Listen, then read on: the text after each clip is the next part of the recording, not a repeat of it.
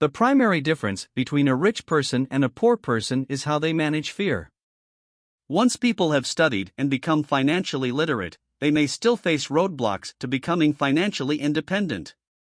There are 5 main reasons why financially literate people may still not develop abundant asset columns that could produce a large cash flow. The 5 reasons are: 1. Fear. 2. Cynicism. 3. Laziness. 4. Bad habits. 5. Arrogance. Overcoming fear. I have never met anyone who really likes losing money. And in all my years, I have never met a rich person who has never lost money. But I have met a lot of poor people who have never lost a dime investing, that is. The fear of losing money is real. Everyone has it. Even the rich. But it's not having fear that is the problem. It's how you handle fear.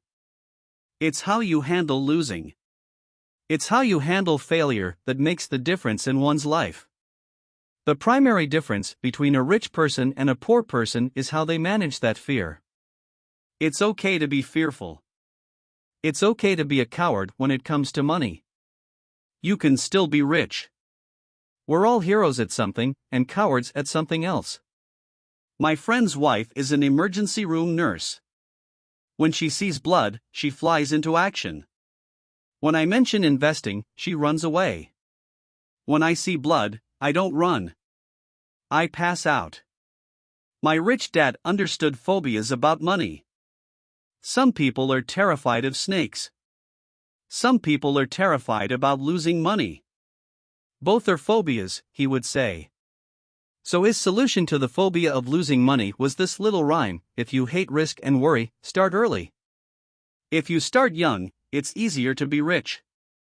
I won't go into it here, but there is a staggering difference between a person who starts investing at age 20 versus age 30. The purchase of Manhattan Island is said to be one of the greatest bargains of all time. New York was purchased for $24 in trinkets and beads.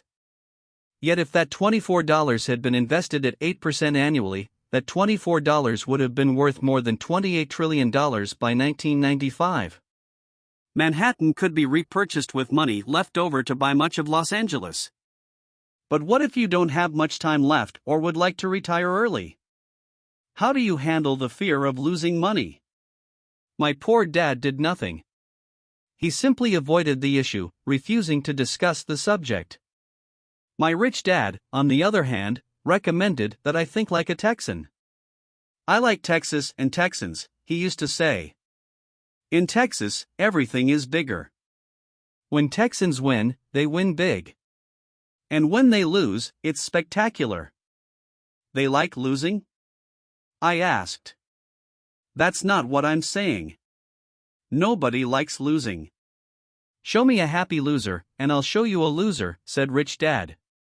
It's a Texan's attitude toward risk, reward, and failure I'm talking about. It's how they handle life.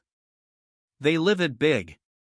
Not like most of the people around here, living like roaches when it comes to money, terrified that someone will shine a light on them, and whimpering when the grocery clerk shortchanges them a quarter. Rich Dad went on. What I like best is the Texas attitude. They're proud when they win, and they brag when they lose. Texans have a saying: if you're going to go broke, go big. You don't want to admit you went broke over a duplex. He constantly told Mike and me that the greatest reason for lack of financial success was because most people played it too safe. People are so afraid of losing that they lose, were his words. Fran Tarkenton, a one-time great NFL quarterback, says it's still another way: winning means being unafraid to lose. In my own life, I've noticed that winning usually follows losing. Before I finally learned to ride a bike, I first fell down many times. I've never met a golfer who has never lost a golf ball. I've never met people who have fallen in love who have never had their heart broken. And I've never met someone rich who has never lost money. So for most people, the reason they don't win financially is because the pain of losing money is far greater than the joy of being rich. Another saying in Texas is, everyone wants to go to heaven, but no one wants to die. Most people dream of being rich, but are terrified of losing money. So they never get to heaven. Rich Dad used to tell Mike and me stories about his trips to Texas. If you really want to learn the attitude of how to handle risk, losing, and failure, go to San Antonio and visit the Alamo. The Alamo is a great story of brave people who chose to fight, knowing there was no hope of success. They chose to die instead of surrendering. It's an inspiring story worthy of study. Nonetheless, it's still a tragic military defeat. They got their butts kicked. So how do Texans handle failure? They still shout, "Remember the Alamo." Mike and I heard this story a lot. He always told us this story when he was about to go into a big deal, and he was nervous. After he had done all his due diligence and it was time to put up or shut up, he told us this story. Every time he was afraid of making a mistake or losing money, he told us this story. It gave him strength, for it reminded him that he could always turn a financial loss into a financial win. Rich Dad knew that failure would only make him stronger and smarter. It's not that he wanted to lose. He just knew who he was and how he would take a loss. He would take a loss and make it a win. That's what made him a winner and others losers. It gave him the courage to cross the line when others backed out. That's why I like Texans so much, he would say. They took a great failure and turned it into inspiration, as well a tourist destination that makes them millions. But probably his words that mean the most to me today are these: Texans don't bury their failures. They get inspired by them. They take their failures and turn them into rallying cries. Failure inspires Texans to become winners. But that formula is not just the formula for Texans. It is the formula for all winners. I've said that falling off my bike was part of learning to ride. I remember falling off only made me more determined to learn to ride, not less. I also said that I have never met a golfer who has never lost a ball. For top professional golfers, losing a ball or a tournament provides the inspiration to be better, to practice harder, to study more. That's what makes them better. For winners, losing inspires them. For losers, losing defeats them. I like to quote John D. Rockefeller, who said, "I always try to turn every disaster into an opportunity." And being Japanese American, I can say this. Many people say that Pearl Harbor was an American mistake. I say it was a Japanese mistake. From the movie, Tora, Tora, Tora, a somber Japanese admiral says to his cheering subordinates, "I am afraid we have awakened a sleeping giant." Remember Pearl Harbor became a rallying cry. It turned one of America's greatest losses into the reason to win. This great defeat gave America strength, and America soon emerged as a world power. Failure inspires winners. And failure defeats losers. It is the biggest secret of winners. It's the secret that losers do not know. The greatest secret of winners is that failure inspires winning, thus, they're not afraid of losing. Repeating Fran Tarkenton's quote, "Winning means being unafraid to lose." People like Fran Tarkenton are not afraid of losing, because they know who they are. They hate losing, so they know that losing will only inspire them to become better.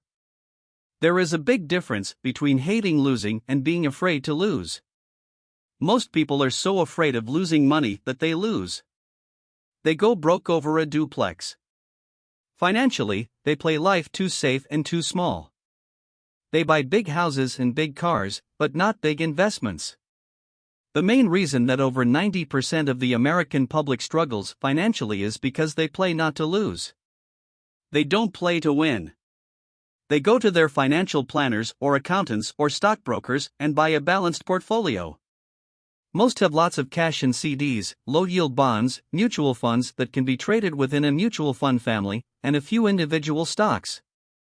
It is a safe and sensible portfolio. But it is not a winning portfolio. It is a portfolio of someone playing not to lose. Don't get me wrong. It's probably a better portfolio than more than 70% of the population has, and that's frightening. It's a great portfolio for someone who loves safety. But playing it safe and balanced on your investment portfolio is not the way successful investors play the game. If you have little money and you want to be rich, you must first be focused, not balanced. If you look at any successful person, at the start they were not balanced. Balanced people go nowhere. They stay in one spot. To make progress, you must first go unbalanced. Just look at how you make progress walking. Thomas Edison was not balanced. He was focused. Bill Gates was not balanced. He was focused. Donald Trump is focused. George Soros is focused. George Patton did not take his tanks wide. He focused them and blew through the weak spots in the German line. The French went wide with the Maginot Line, and you know what happened to them. If you have any desire to be rich, you must focus. Do not do what poor and middle-class people do, put their few eggs in many baskets. Put a lot of your eggs in a few baskets and focus, follow one course until successful. If you hate losing, play it safe. If losing makes you weak, play it safe. Go with balanced investments. If you're over 25 years old and are terrified of taking risks, don't change.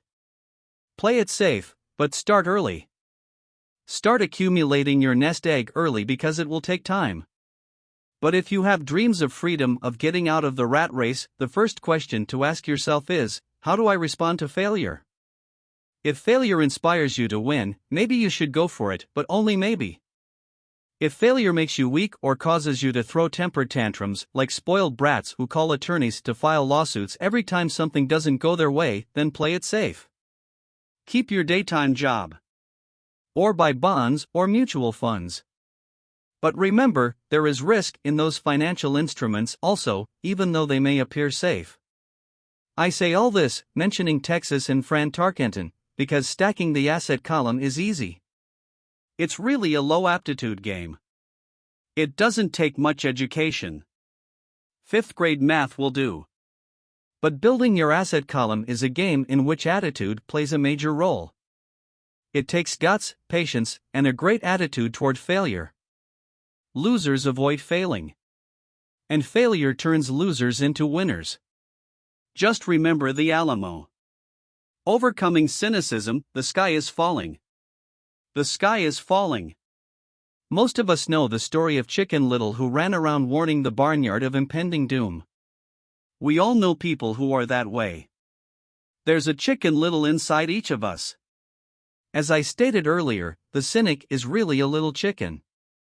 We all get a little chicken when fear and doubt cloud our thoughts.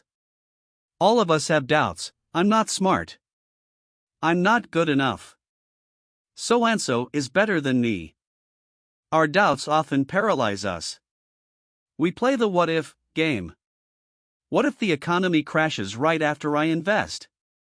What if I lose control and I can't pay the money back? What if things don't go as I planned? Or we have friends or loved ones who will remind us of our shortcomings. They often say, "What makes you think you can do that?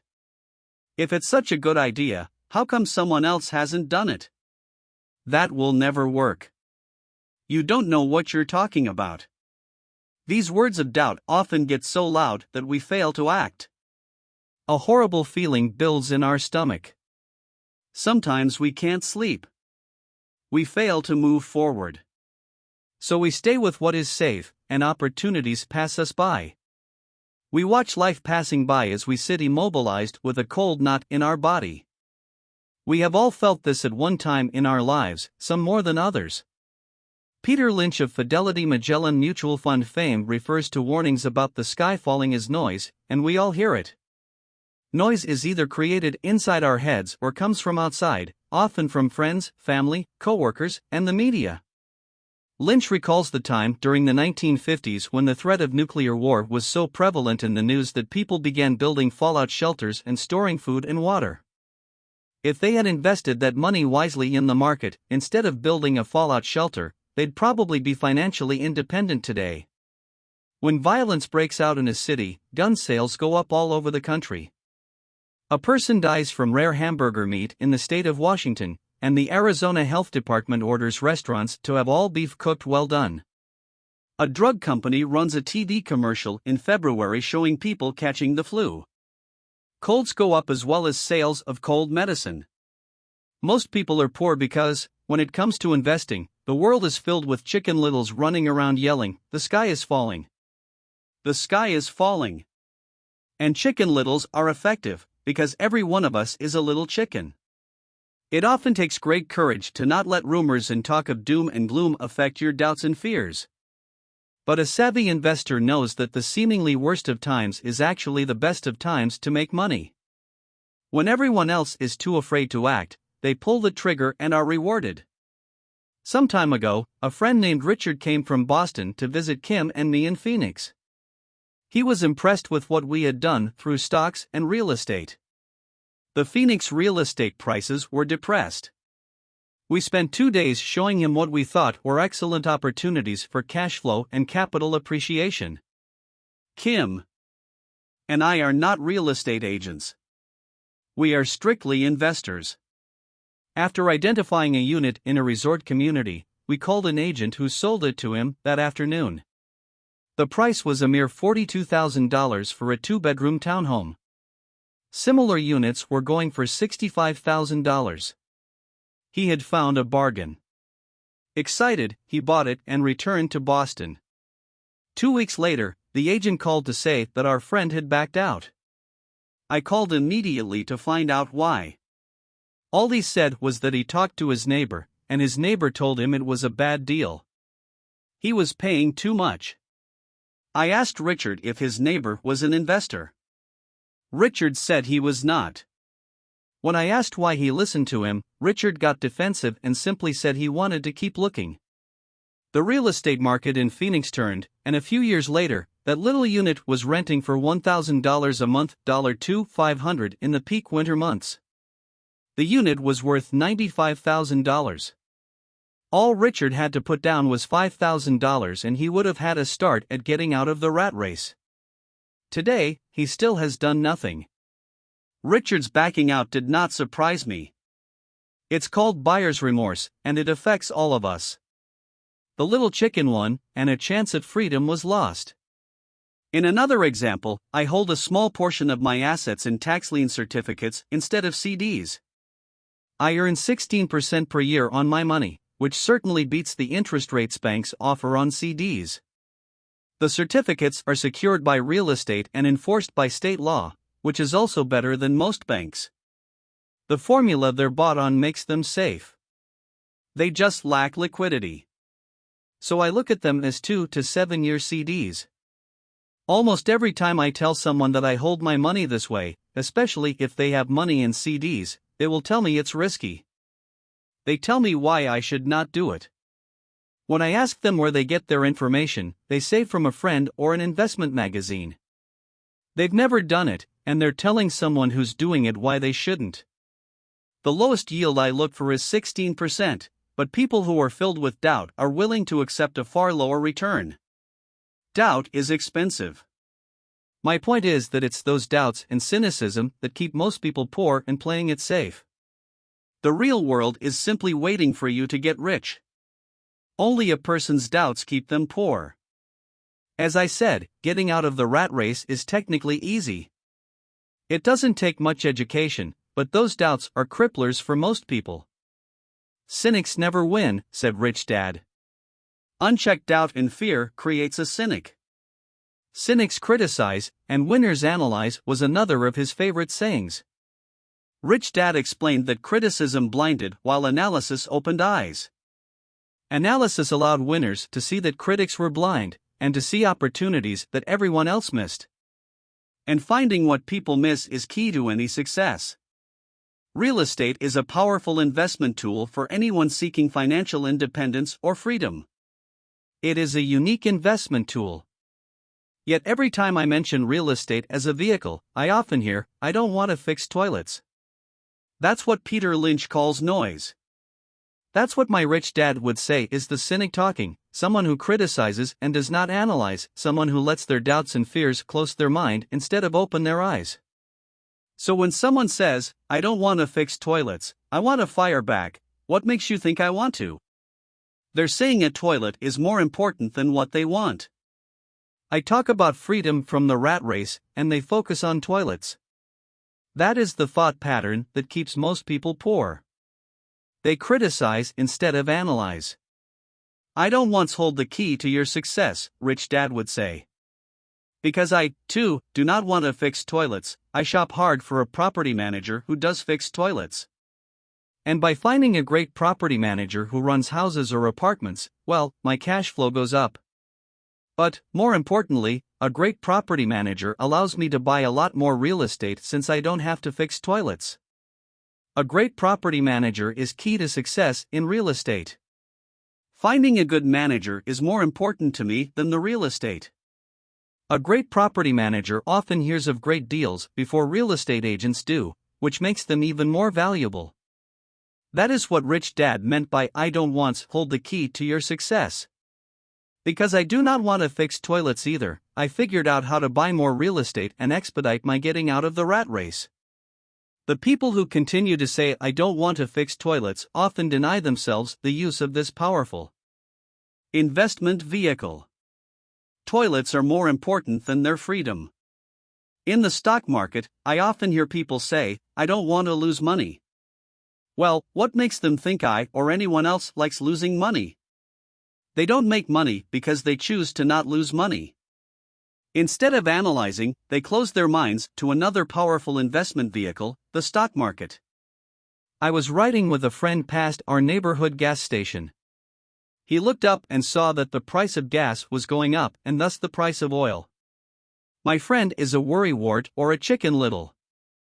To him, the sky is always going to fall, and it usually does, on him. When we got home, he showed me all the stats as to why the price of oil was going to go up over the next few years, statistics I had never seen before, even though I already owned substantial shares of an existing oil company. With that information, I immediately began looking for and found a new, undervalued oil company that was about to find some oil deposits. My broker was excited about this new company, and I bought 15,000 shares for 65 cents per share. 3 months later, this same friend and I drove by the same gas station, and sure enough, the price per gallon had gone up nearly 15%. Again, the chicken little worried and complained. I smiled because, a month earlier, that little oil company hid oil and those 15,000 shares went up to more than $3 per share since he had first given me the tip.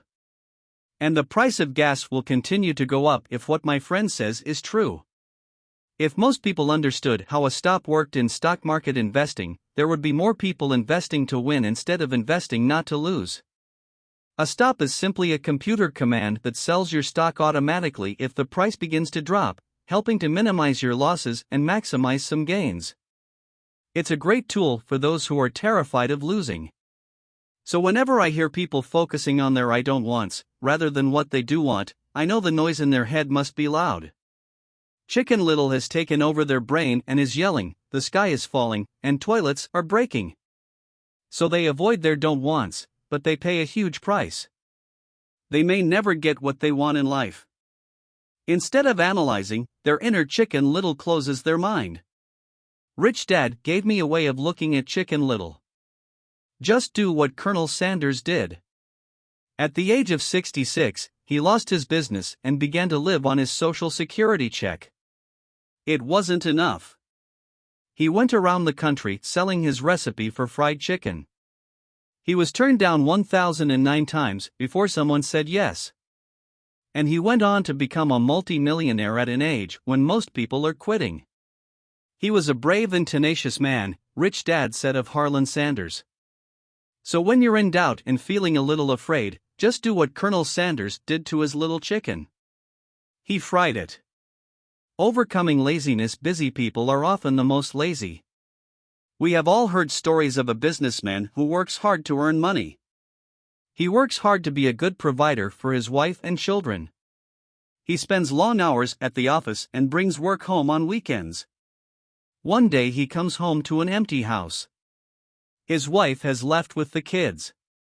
He knew he and his wife had problems, but rather than work to make the relationship strong, he stayed busy at work. Dismayed, his performance at work slips and he loses his job. Today, I often meet people who are too busy to take care of their wealth. And there are people too busy to take care of their health. The cause is the same. They're busy, and they stay busy as a way of avoiding something they do not want to face. Nobody has to tell them. Deep down they know. In fact, if you remind them, they often respond with anger or irritation. If they aren't busy at work or with the kids, they're often busy watching TV, fishing, playing golf, or shopping. Yet deep down they know they are avoiding something important. That's the most common form of laziness by staying busy. So what is the cure for laziness? The answer is a little greed. For many of us, we were raised thinking of greed or desire as bad. Greedy people are bad people, my mom used to say. Yet we all have inside of us this yearning to have nice, new, or exciting things. So to keep that emotion of desire under control, often parents find ways of suppressing that desire with guilt. You only think about yourself. Don't you know you have brothers and sisters? Was one of my mom's favorites. You want me to buy you what? Was a favorite of my dad. Do you think we're made of money? Do you think money grows on trees? We're not rich people, you know. It wasn't so much the words, but the angry guilt trip that went with the words that got to me. Or the reverse guilt trip was that I'm sacrificing my life to buy this for you. I'm buying this for you because I never had this advantage when I was a kid. I have a neighbor who is stone broke but can't park his car in his garage. The garage is filled with toys for his kids. Those spoiled brats get everything they ask for. I don't want them to know the feeling of want are his everyday words. He has nothing set aside for their college or his retirement, but his kids have every toy ever made. He recently got a new credit card in the mail and took his kids to visit Las Vegas. I'm doing it for the kids, he said with great sacrifice. Rich Dad forbade the words, I can't afford it. In my real home, that's all I heard. Instead, Rich Dad required his children to say, how can I afford it? He believed that the words I can't afford it shut down your brain. It didn't have to think anymore. How can I afford it opened up the brain and forced it to think and search for answers. But most importantly, he felt the words, I can't afford it, were a lie. And the human spirit knows it. The human spirit is very, very powerful, he would say. It knows it can do anything. By having a lazy mind that says, I can't afford it, a war breaks out inside you. Your spirit is angry, and your lazy mind must defend its lie. The spirit is screaming, come on. Let's go to the gym and work out. And the lazy mind says, but I'm tired. I worked really hard today. Or the human spirit says, I'm sick and tired of being poor. Let's get out there and get rich. To which the lazy mind says, rich people are greedy. Besides, it's too much bother. It's not safe. I might lose money. I'm working hard enough as it is. I've got too much to do at work anyway. Look at what I have to do tonight. My boss wants it finished by morning. I can't afford it also causes sadness, a helplessness that leads to despondency and often depression. How can I afford it opens up possibilities, excitement, and dreams. So Rich Dad was not so concerned about what we wanted to buy as long as we understood that how can I afford it creates a stronger mind and a dynamic spirit. Thus he rarely gave Mike or me anything. He would instead ask, how can you afford it, and that included college, which we paid for ourselves. It was not the goal, but the process of attaining the goal that he wanted us to learn. The problem I see today is that there are millions of people who feel guilty about their desire or their greed. It's old conditioning from their childhood. While they desire to have the finer things that life offers, most have been conditioned subconsciously to say, I can't have that, or I'll never be able to afford that. When I decided to exit the rat race, it was simply a question of how can I afford to never work again? And my mind began to kick out answers and solutions. The hardest part was fighting my real parents' dogma, we can't afford that. Stop thinking only about yourself. Why don't you think about others, and other similar sentiments designed to instill guilt to suppress my greed? So how do you beat laziness? Once again, the answer is a little greed. It's that radio station WIIFM, which stands for What's in it for me? A person needs to sit down and ask, what would my life be like if I never had to work again? What would I do if I had all the money I needed? Without that little greed, the desire to have something better, progress is not made. Our world progresses because we all desire a better life. New inventions are made because we desire something better. We go to school and study hard because we want something better. So whenever you find yourself avoiding something you know you should be doing, then the only thing to ask yourself is, what's in it for me? Be a little greedy. It's the best cure for laziness.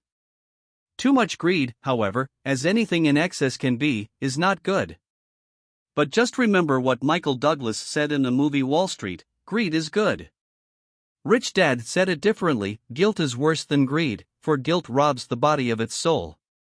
I think Eleanor Roosevelt said it best, do what you feel in your heart to be right, for you'll be criticized anyway.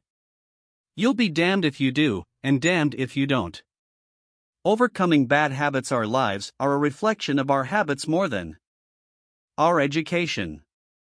After seeing the movie Conan the Barbarian, starring Arnold Schwarzenegger, a friend said, I'd love to have a body like Schwarzenegger. Most of the guys nodded in agreement. I even heard he was really puny and skinny at one time, another friend added. Yeah, I heard that too, another one said. I heard he has a habit of working out almost every day in the gym. Yeah, I'll bet he has to. Nah, said the group cynic. I'll bet he was born that way.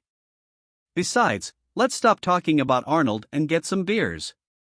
This is an example of habits controlling behavior. I remember asking my rich dad about the habits of the rich. Instead of answering me outright, he wanted me to learn through example, as usual. When does your dad pay his bills? Rich Dad asked. The first of the month, I said. Does he have anything left over? He asked. Very little, I said. That's the main reason he struggles, said Rich Dad. He has bad habits. Your dad pays everyone else first. He pays himself last, but only if he has anything left over. Which he usually doesn't, I said. But he has to pay his bills, doesn't he? You're saying he shouldn't pay his bills? Of course not, said Rich Dad. I firmly believe in paying my bills on time. I just pay myself first. Before I pay even the government. But what happens if you don't have enough money? I asked. What do you do then? The same, said Rich Dad. I still pay myself first. Even if I'm short of money. My asset column is far more important to me than the government. But, I said. Don't they come after you? Yes, if you don't pay, said Rich Dad. Look, I did not say not to pay. I just said I pay myself first, even if I'm short of money. But, I replied. How do you do that? It's not how. The question is why, Rich Dad said. Okay, why? Motivation, said Rich Dad. Who do you think will complain louder if I don't pay them, me, or my creditors? Your creditors will definitely scream louder than you, I said, responding to the obvious. You wouldn't say anything if you didn't pay yourself. So you see, after paying myself, the pressure to pay my taxes and the other creditors is so great that it forces me to seek other forms of income. The pressure to pay becomes my motivation. I've worked extra jobs, started other companies, traded in the stock market, anything just to make sure those guys don't start yelling at me. That pressure made me work harder, forced me to think, and all in all, made me smarter and more active when it comes to money. If I had paid myself last, I would have felt no pressure, but I'd be broke. So it is the fear of the government or other people you owe money to that motivates you? That's right, said Rich Dad. You see, government bill collectors are big bullies. So are bill collectors in general. Most people give in to these bullies. They pay them and never pay themselves. You know the story of the 98-pound weakling who gets sand kicked in his face? I nodded. I see that ad for weightlifting and bodybuilding lessons in the comic books all the time. Well, most people let the bullies kick sand in their faces. I decided to use the fear of the bully to make me stronger. Others get weaker. Forcing myself to think about how to make extra money is like going to the gym and working out with weights. The more I work my mental money muscles out, the stronger I get. Now I'm not afraid of those bullies. I liked what Rich Dad was saying. So if I pay myself first, I get financially stronger, mentally and fiscally. Rich Dad nodded. And if I pay myself last, or not at all, I get weaker. So people like bosses, managers, tax collectors, bill collectors, and landlords push me around all my life just because I don't have good money habits. Rich Dad nodded. Just like the 98-pound weakling. Overcoming arrogance, what I know makes me money. What I don't know loses me money. Every time I have been arrogant, I have lost money. Because when I'm arrogant, I truly believe that what I don't know is not important, Rich Dad would often tell me. I have found that many people use arrogance to try to hide their own ignorance. It often happens when I am discussing financial statements with accountants or even other investors.